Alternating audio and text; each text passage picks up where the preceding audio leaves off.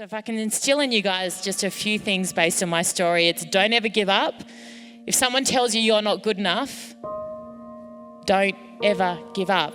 It took me 6 years to get my first shot at Channel 9, and then it took me another 9 years to get to exactly where I wanted to be. And I was told 88 times that I was not good enough, that I couldn't do it. And it's not just about a job or a career, it's about a sporting team, whatever you want to do. 88 times I was told I wasn't good enough.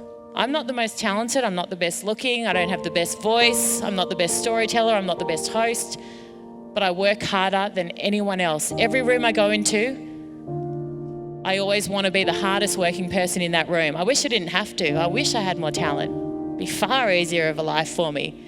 But I will always be the hardest working person in the room, and so can you.